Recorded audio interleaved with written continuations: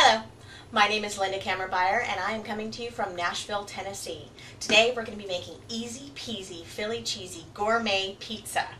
This pizza has some pears and some gorgonzola and some sweet bacon on it. Now, sweet bacon, I had that once at a brunch and I thought that I had died and gone to heaven. And here's the way you make it. You take your regular bacon and you put it on a baking sheet, and I use my cake rack, and I just put that underneath and I put the bacon on top of it. You can use turkey bacon, you can use regular bacon, you can use soy bacon, whatever kind of bacon you really like. It would actually be really good with pepper, the pepper bacon, because the sweet and the pepper is a really nice mix. And we've actually got brown sugar and chili powder mixed together. You can use dark brown sugar or regular brown sugar, whichever one you like the most, whichever's in your cupboard. And all you do is just pack some on each individual slice of bacon, just enough so that it almost covers it. And what that's going to do is it is going to soak into that bacon as it is baking in your oven. You're obviously not going to want to fry that or you would lose all of the sugar. So you just put it in your oven, about 400 degrees, and you let that bake up and let all of that lovely sugar kind of glaze over that bacon. Now, the next thing we're going to do is we are going to take the seeds out of our pear, and I actually do this with a melon baller. It's actually the easiest way to do it, and you can get the seed and the little core that kind of runs up through it, and oops, sorry, throw that all over the place, as well as get the hind end. You just want to take all that out and then slice these pears up as thinly as possible. It's really just going to be one pear. If you're doing one large pizza, it'll be pretty much one pear. If you're doing smaller pizzas, so long as you're only using one pizza dough, then it's just going to be one pear. You just slice it up nice and thin, and then we're going to put that into our bowl. I've already got half of it sliced up. Get that in there. I'm going to take a lemon and I'm going to juice it over the top of this bowl and get that all over the pears so that that will help it not turn brown, because I don't want those to turn brown before they bake. Now I have the pizza dough covering up my pan, and all I'm going to do is take it, because I like pizza dough for this particular pizza, I like it to be nice and thin. So I just rolled it out really big, and then I just covered my round pan with it. And I'm just going to do like I would do with a pie crust. And I just cut off the edge out there, and then I take a little olive oil, and I just get all the nice edges so they will brown up nicely and have that wonderful olive oil flavor along the edges. And you just do that, and then I'm going to set the whole thing aside, and I'll bring my toppings out, and we'll start on that. All right, see you in a second. All right, next thing we do, we grab our pizza dough, and we are going to take our fabulous Philadelphia 1/3 less fat chive and onion flavor, and we are going to just put that whole thing. Now I have had it softening out here.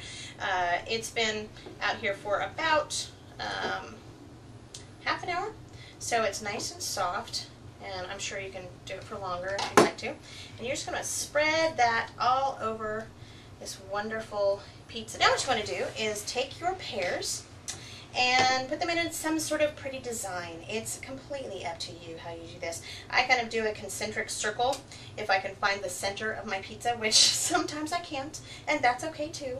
But you just, find the center and do, like a little star or a little sun rays out, whatever suits you. Do a little bit of pepper all over the top of this. And get that right on the pear. The pepper along with the pear is an amazing, you get a heat with a lovely sweet cool, so it's a really great little combination.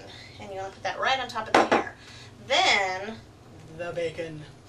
And in my house, when I say the bacon, they know exactly what I'm talking about, because there is no other kind of the bacon.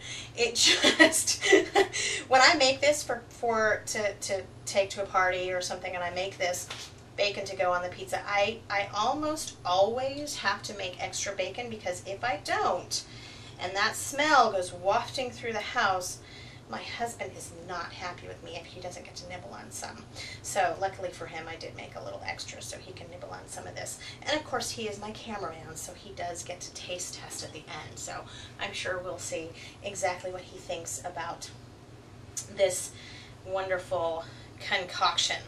All right, now I'm going to say that that's, well, as I say it, I pick up some more bacon and I put some more on there. There's a lot of people who say there's never enough bacon. I'm not usually one of them, but this bacon is pretty special.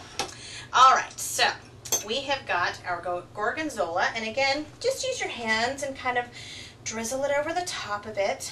And this has got a wonderful kind of pungent flavor that just really pairs beautifully, no pun intended, but it pairs beautifully with the pears. So just drizzle that over the top of it, and it's just about done. And I almost forgot one of the lovely, fabulous components. And there's all these wonderful salads. This is kind of where the idea came to me. There's all these wonderful salads right now that you can get that have pears and gorgonzola and pecans and wonderful nuts and stiltons and things like that. And I just thought, well, why not put it on a pizza? And then I started thinking, well, then, you know, let's do a salad and how to do that. So you'll see the finishing touches are pretty fancy, but believe me, it's all in look. It's not in actual difficulty. So I'm sprinkling some of these wonderful pecans on here, and they're just regular plain pecans that I have chopped up, and you can buy them chopped too, so that takes one step away as well.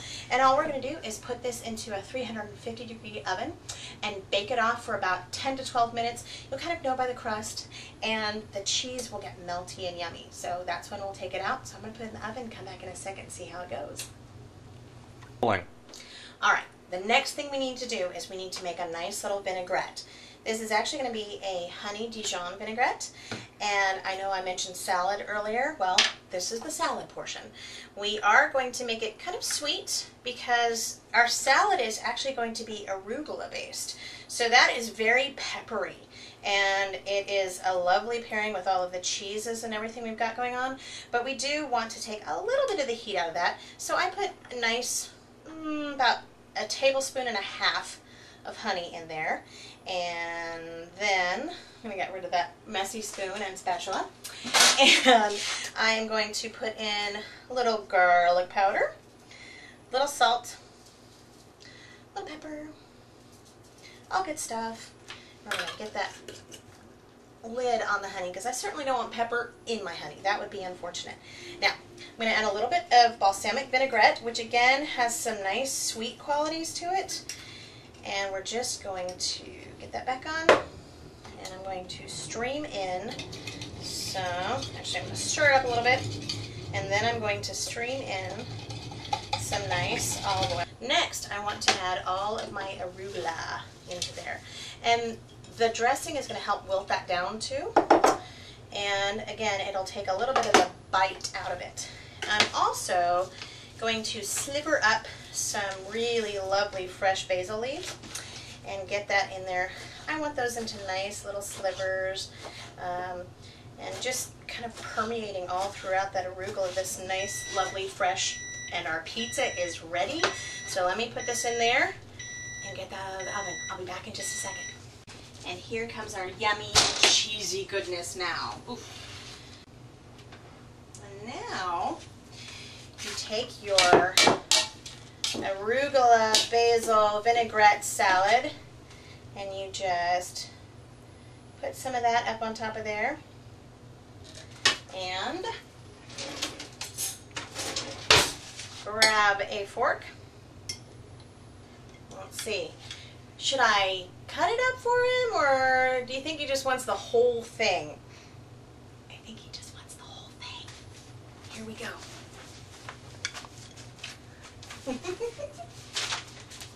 Let's see. More. Well, apparently he likes it, and that's a good thing. So, again, I'm Linda Cameron Beyer, coming to you from Nashville, Tennessee, and this has been Easy Peasy Philly Cheesy Gourmet Pizza. I hope you enjoyed watching as much as I enjoyed making it for you. Have a great day.